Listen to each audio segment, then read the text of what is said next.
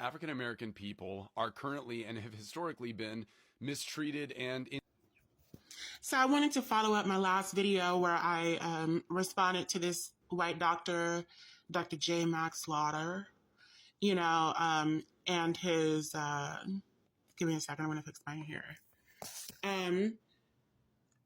I uploaded a response and responded to his,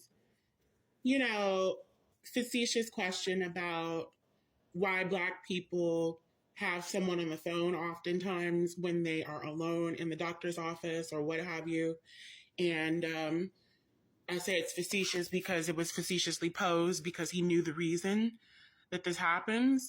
And he basically was trying to get clout on through his TikTok page and Instagram, starting this conversation or reigniting this conversation that has been, beaten like a dead horse all throughout social media to our detriment because, it's not to anybody's benefit. Nobody cares, clearly, because we still got people, grown white male doctors out here asking these questions online facetiously, like it's even plausible that they should not know about this. It's not even plausible that you shouldn't know about this. But I wanted to further stitch this and give my, I talked about me being falsely diagnosed by a doctor in my most recent ER visit over the holidays. I spent the holidays in the ER. But I was hearing more and more people's stories about, being, Black, what we go through on a regular basis. Black people being told that we're too anxious. And that's the only reason that our pain tolerance and threshold being, projected to be, beyond the clouds and the atmosphere of Earth, like we can take so much pain, and us being dismissed and dehumanized during the medical process in the emergency room and in the hospital in general. So I went to the emergency room because I was having Charlie horses all over in my guts mostly. So I felt like my guts were being twisted, but all over my body, like any muscle that I moved, it was like every single muscle in my body, my shoulder, my arm, places you've never imagined you would have a Charlie horse, or you could.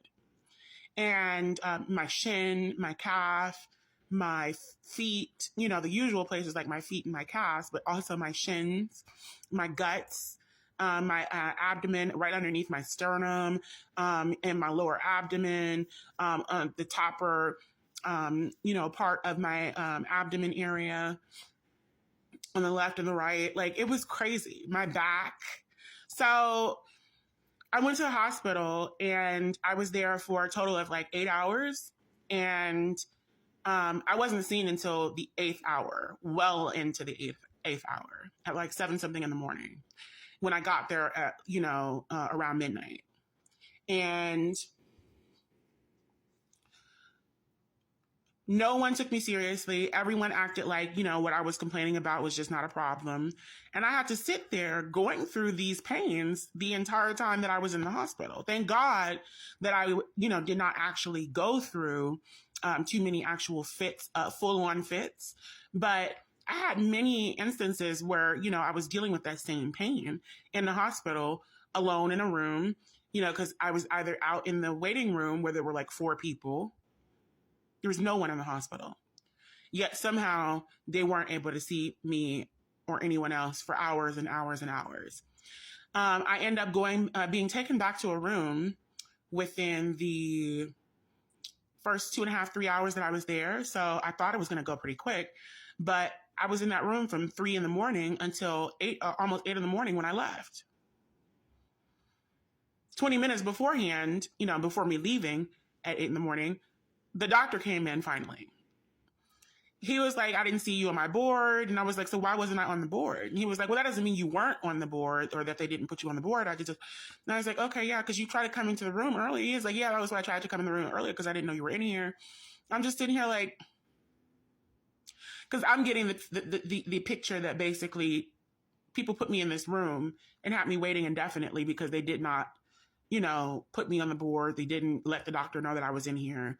And then he even went as far as to say something else about how I should have been in the waiting room before, but I shouldn't be in a room back there for hours and hours, basically, was what he was trying to say. Like you should only be back there for like an hour or less before the doctor is supposed to be seeing you. But I was like, well, yeah, I was out there for hours, and then they pulled me back here, and I was back here for hours. So like, I don't really know what exactly could have been done differently.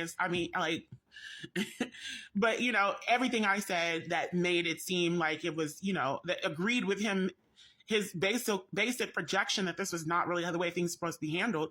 Whenever I said something that agreed with that, then he was like, oh, well, no. It was all perfect. And it's just like, but you're sitting here saying that it wasn't, like, ridiculous. But he ends up basically telling me that, there is nothing that could be causing this, and that basically it's all in my head. And he can give me some anxiety medication.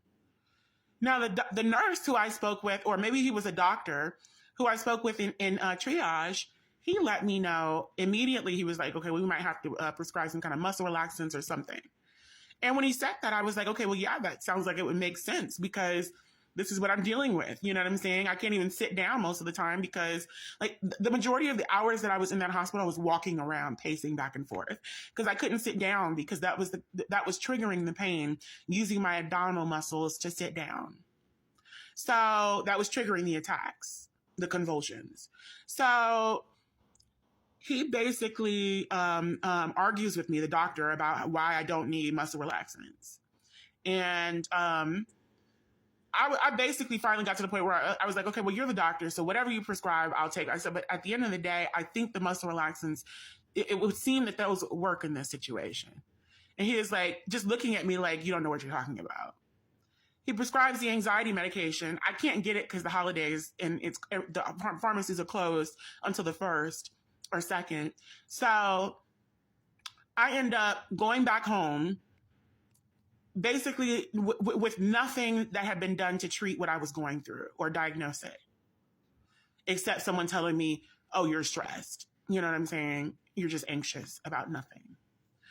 I ended up back in the ER by 6:30 the same day, that evening. By the time I got back to the ER, mind you, I had to walk to the ER because the ambulance did not take me seriously. And because I would not do things exactly the way they wanted me to do things, they did not drive anywhere. They were not driving anywhere until I did exactly what they wanted me to do, how they wanted me to do it. And I was like, look, you're asking me to get on this gurney thing, this stretcher, and it's causing the attacks in my legs. Every time I lift my leg up high enough to get on this high ass thing, they didn't try. And I just thought about the fact that they could have lowered it down a little bit for me. They didn't do that or anything like that. They just looked at me like, they treated me like, bitch, you're here for no reason. Fuck you. You're wasting our time. We could be saving a white bitch. That's basically how they treated me. So I got out the ambulance and I went to go ask the Department of Public Safety that was right outside the ambulance if they could take me like they did the day before to the emergency room. And some white sergeant is on this black woman's phone, walkie-talkie, telling her and the white guy as well that, the DPS ain't gonna take her to the hospital for no doggone stomach cramps. I said, oh, really? I said, I'm a S.L.U student on S.L.U property, staying on S.L.U campus, and you're not gonna take me to the S.L.U hospital when I'm having convulsions and ulcers, because my ulcers started acting up as well, because I had eaten dairy like the preceding week, and I'm allergic to dairy, and it causes ulcers, and among other things, swollen lymph nodes, all kinds of shit. So it was crazy. So I walked barefoot almost because I had no socks on and I had on flip-flops, my S.L.U flip-flops, go figure, to the hospital. And when I get to the hospital, it was horrible treatment. I was in there for hours. It got to the point where all of my limbs, everything in my body had stiffened up to like I had tetanus. I couldn't even grip my purse handles. I couldn't grip my handles of my purse. I couldn't grip my phone. And they never gave me medication. They gave me attitude the whole fucking time and just treated me like shit in that damn ER. And then there was also the misdiagnosis as well. I could get into more detail, but I'm going to leave it at this because I'm already at 10 minutes. Y'all, we go through hell at these hospitals. Just being Black.